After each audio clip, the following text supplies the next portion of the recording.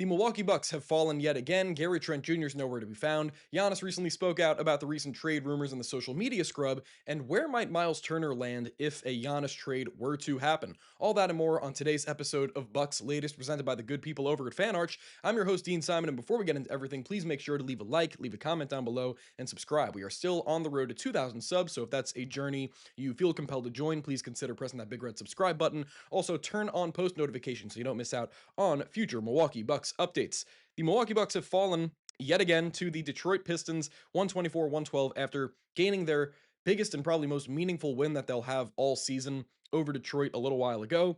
This time it's a double-digit loss. Kevin Porter Jr., as I've said here, he was completely dominant, 32 points on ridiculously efficient shooting, 7 of 9 from three-point range, but of course it didn't help the Bucks in the end as he registered, oh my goodness, he registered a team low minus 30 in the plus minus department. Of course, this game got out of hand in the second half, and KPJ was really out there for all of those minutes. But one thing about KPJ in this one is that he remained pretty awesome on both offense and defense. Again, we've known him to be great at getting his hands in the passing lanes and all that, but just his on-ball pressure, and he just looks really bought in on that end, even through this really tough stretch. So that's something that you really love to see about KPJ.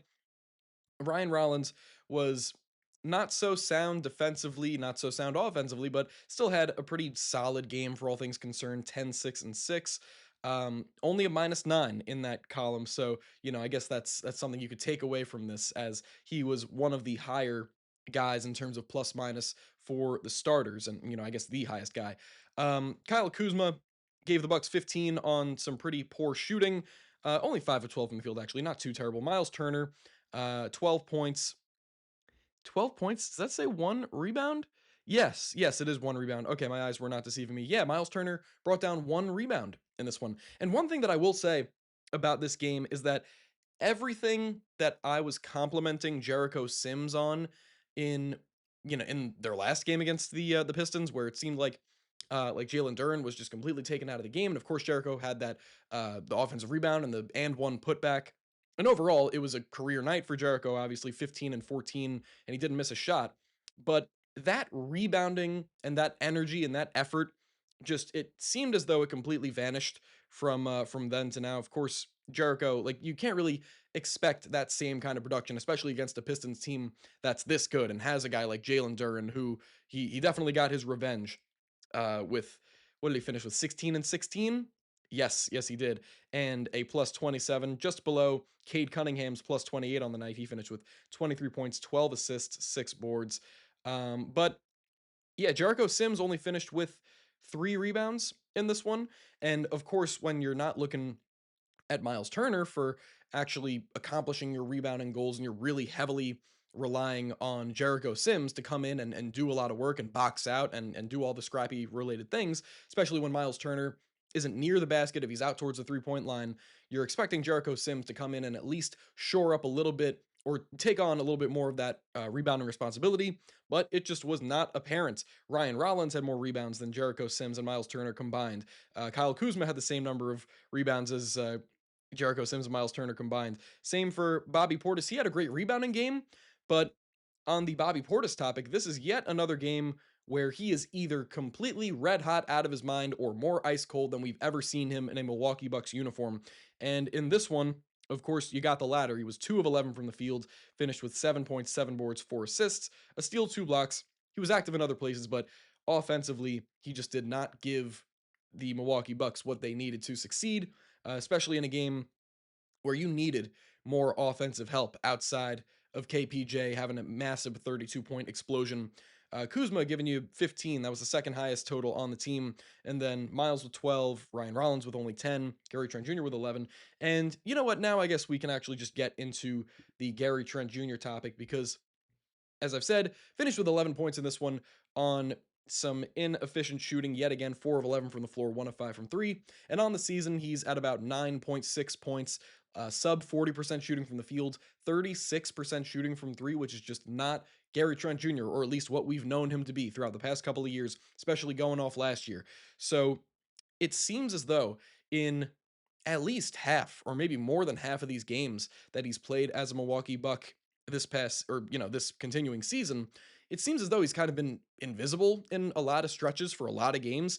And I feel like you can't even really blame this on Gary Trent Jr. not receiving the kinds of shots that he should be. Where I was actually going to say, maybe it's because in the past couple of games, maybe because for large stretches of the season, Doc Rivers' game plan has kind of prevented Gary Trent Jr. from taking more of those kind of like off the dribble, step back into the mid range shots, step back threes that kind of get him into more of a rhythm, can make him more comfortable. But that's just not the case. And especially in this game, Gary Trent Jr. really got all he could eat in terms of putting up those kinds of shots off the dribble that me as a fan, I want to see him take, because I feel like that'll give him it'll get him more in the mindset of like, okay, I can create my own offense. I'm responsible for that, and I've been given the green light to do so. So hopefully that'll allow him to put more shots in the basket. But to this point, he's been able to take his own shots, but he hasn't been able to connect on them. So this really has become a huge point of concern. And it's not like Gary Trent Jr. is completely like defensively inept. I think he's in certain times a pretty strong defender, especially out on the perimeter. And again, in terms of his ball pressure, he's always very active. And I like that that's what this Bucks team is really made out of, is guys that just try. But Gary Trent Jr. just has not been it in terms of putting the ball in the basket, and especially in plenty of games where the Bucks have needed another complimentary scorer off the bench, or in the starting lineup or whatever, next to guys like AJ Green that are having phenomenal seasons. When Torian Prince was there in the beginning of the season, they'll need extra scoring punches. And I've been waiting for that one game, or maybe multiple string of games where Gary Trent Jr. will come out and will put on a wildly efficient 17 to 19 points and help the Bucks get a huge win, and that his contributions would be a massive part of why they were able to do that. But that just hasn't been the case. We haven't got a performance of that nature, and it really is a point of concern to me. And I don't really know if I speak for all of like Buckslandia when I say that Gary Trent Jr., his play has just become a massive concern. But of course, this efficiency cannot stand. The Bucks are not going to be satisfied with it. Um, Especially for a guy that, again, gets as many looks as he could ask for, considering like, the kinds of looks that he gets. Like, it's really everything in his wheelhouse in terms of where he'd like to catch the ball, where he'd like to operate from. He's been driving more to create his own shots, but again, they just haven't been falling. He hasn't been able to really put the ball in the basket. So that is the main concern with Gary Trent Jr. Next thing, though, is that Chris Haynes, NBA insider, NBA reporter, shared a few quotes that could give the Bucks a little bit better of an insight into why Giannis has been operating the way he is, or it kind of makes things a little bit more clear in terms of what his intentions are. And one of the quotes that Chris Haynes shared was that basically Giannis said that everybody's viewing this trade saga, this whole situation, as like an obstacle that he needs to get through or jump over or whatever, but that Giannis views this as a wall that he needs to run through so that he can help his team win. And basically, while in the way that he was saying that, is that he wants to get through this obstacle and still be able to win in Milwaukee as a Buck, and still be able to stay where he is. And he also gave the classic old thing of like, I am where my feet are. But we have known throughout the past couple of seasons that this just has not been the case, that he has not been necessarily where his feet are, because he's been doing a masterful job of keeping one foot in and one foot out in terms of kind of subtly requesting these or not requesting trades, but kind of giving the inkling that maybe there's a chance that one day he'll request a trade. And he even did it as recent as this preseason and in training camp, where he was asked if he had planned on staying as a Milwaukee Buck, and he gave again the age-old answer of like, yeah, I'm satisfied where I am right now, but let's say in another 5 or 6 months, I'm kind of looking at the situation around me and I'm thinking to myself, man, maybe I'm better suited somewhere else. Maybe I should request that trade. Then I think I'm able to do that. That's not being where your feet are. That's saying, okay, I am where my feet are, maybe in this 1 second that I'm giving this quote, but in 10 minutes, maybe I'm not going to be where my feet, he's not really standing for, like, he's not living up to that kind of statement, being where his feet are. And I feel like, again, he's done a masterful job of kind of playing on both sides of this thing. You never really know what he's actually thinking, when he's actually going to request the trade, if he's actually going to be a Buck for life. And this is just another product of that. And even though some parts of this update, some parts of these quotes make Bucks fans feel a little bit safer, especially as these trade rumors have kind of hit a fever pitch, or at least this has been the height of it for as long as we can remember. In this moment, he was able to give a quote saying, you know, I really want to get through this. I want to be here for Bucks fans. I want to be here for this team in this city. But then towards the end of it, he gives another classic timeless response of, but I have to keep my options open. So um, I was really hoping for that to clear up more, but it just hasn't to this point. And I really don't think it will, because as we've come to know, this is Giannis. This is how Giannis interacts with the media. This is how he takes control of, or takes his leverage in terms of talks with the front office and things like that. So there's probably just more to come of this, and I don't think it's really going to slow down anytime soon until that one fateful day where, let's say, the Bucks lose another 7 of their next 10 games. Maybe this is where he really says, "All right, we're gonna pull the plug on this thing." But it's still impossible to know because this is just how we've come to know Giannis. But anyways, Myles Turner, he could also be a casualty of these trade talks, especially if Giannis were to be up and leaving.